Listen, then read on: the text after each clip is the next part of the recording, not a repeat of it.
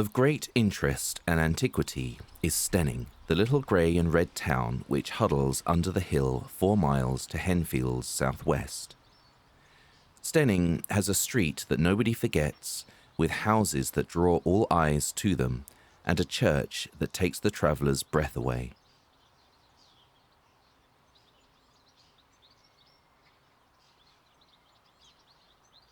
One of the finest streets in Sussex, Church Street, begins with the 15th century house, now Brotherhood Hall, a very charming ancient building which became a grammar school for 50 pupils just before Shakespeare died.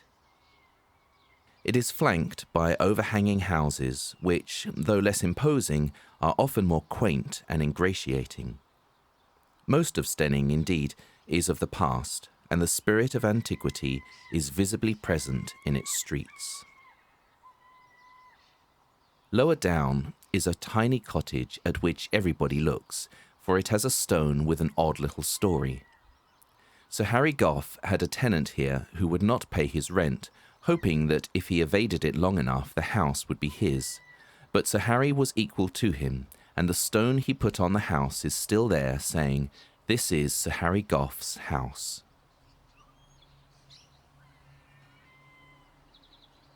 All the way down Church Street is packed with ancient gables, fine windows, and low thatched cottages, leading us to the Chantry Green with the church round the corner.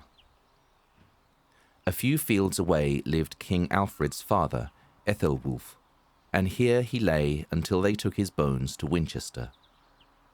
Alfred the Great had estates at Stenning, as elsewhere in Sussex. Stenning has an importance in English history that is not generally credited to it. Edward the Confessor gave a great part of the land to the abbey at Fécamp, whose church is, or was, the counterpart of Stenning's. These possessions Harold took away, an act that, among others, decided William, Duke of Normandy, upon his assailing and conquering course. Stenning should be proud. To have brought the conqueror over is at least as worthy as to have come over with him, and far more uncommon. The fine main street of Stenning, rich in old houses, with stone roofs, mullioned windows, and overhanging stories, curves gently up and through the middle.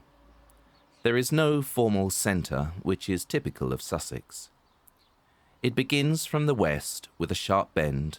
On the right, numbers 1 to 3 Mouse Lane, the old poorhouse, a good 15th century timber-framed cottage with recessed centre, unrestored.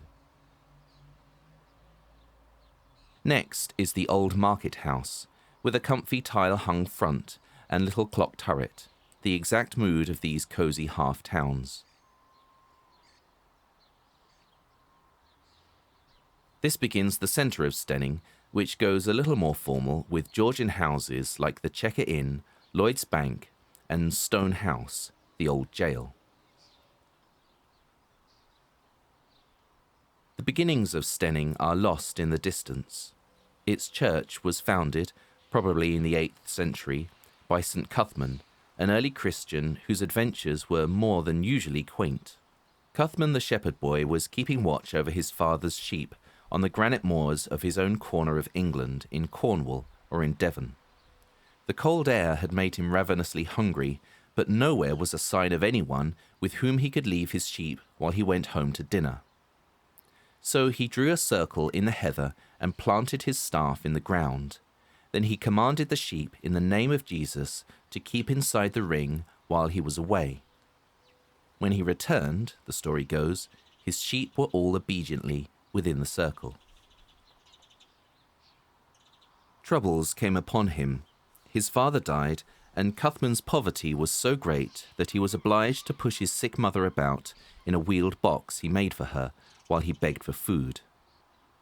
One day, the cord of the barrow broke in a hayfield where Cuthman, who supplied its place by elder twigs, was the subject of much ridicule among the haymakers. Immediately, a heavy storm broke over the field, destroying the crop, and not only then, but ever afterwards in the same field, possibly to this day, has haymaking been imperilled by a similar storm. So runs the legend. But when they came to Stenning, the unfortunate invalid had another shock, for the elder bough had snapped. This was proof, Cuthman said, that his wanderings were to end at Stenning.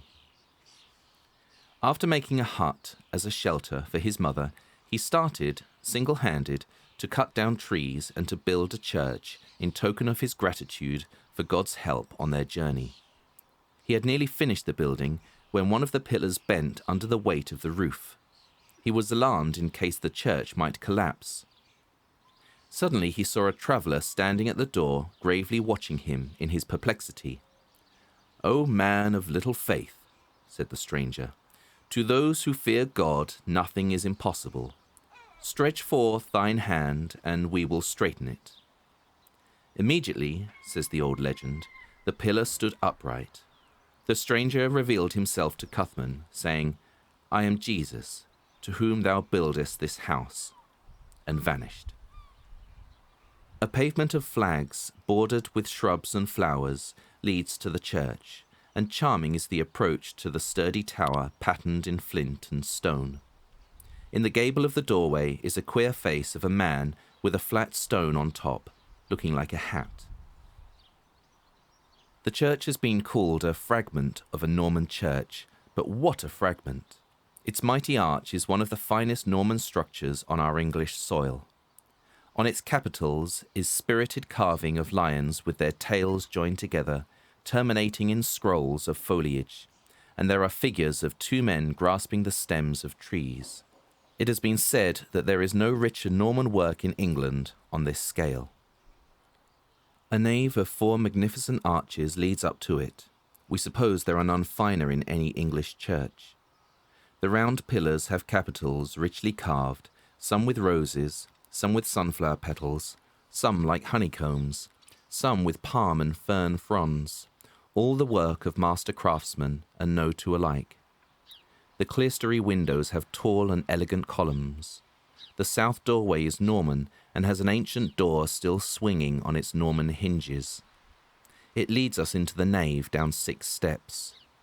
The old gravestone we pass in the porch is thought to have been from the grave of St. Cuthman, who built the old Saxon church here, or from the grave of Alfred's father, Ethelwulf.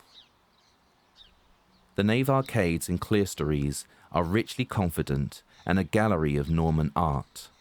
Here are the familiar zigzag and dogtooth, scallops, trumpets and volutes, but also fantasies of human and animal grimaces, sculptures expressing joy and fear. There is one splendid furnishing at Stenning, the reredos of 48 carved panels, dated 1522 and taken from the old rectory. Most of the panels are of abstract scrollwork, but one contains the coat of arms of Henry VIII. The remarkable work of local craftsmen gives out a warm glow at the end of the chancel. The late Louis Jennings, in his Rambles Among the Hills, was fascinated by the placid air of this unambitious town, as an American might be expected to be in the uncongenial atmosphere of age and serenity. "One almost expects," he wrote, "to see a fine green moss all over an inhabitant of Stenning.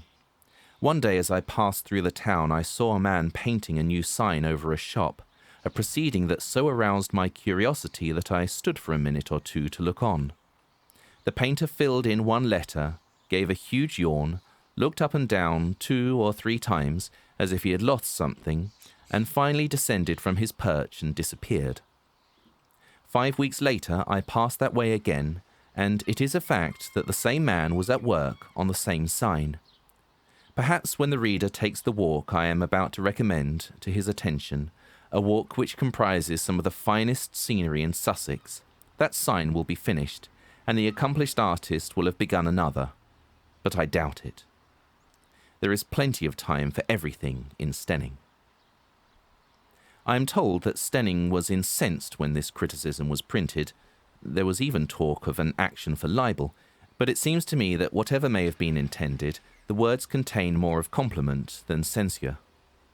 In this hurrying age, it is surely high praise to have one's wise passiveness, as Wordsworth called it, so emphasized. No commendation of Stenning in the direction of its enterprise, briskness, smartness, or any of the other qualities which are now most in fashion, would so speedily decide a wise man to pitch his tent there as Mr. Jennings' certificate of inertia. Stenning, if still disposed to stand on its defence, might plead external influence, beyond the control of man, as an excuse for some of its interesting placidity. For this curiously inland town was once a port. In Saxon times, when Stenning was more important than Birmingham, the Ada was practically an estuary of the sea, and ships came into Stenning Harbour, or St. Cuthman's Port, as it was otherwise called. There is notoriously no such quiet spot as a dry harbour town. Great was the work Cuthman did in Stenning, and when he died they laid him to rest in this sweet corner of Sussex, the scene of his labours and the place of his destiny.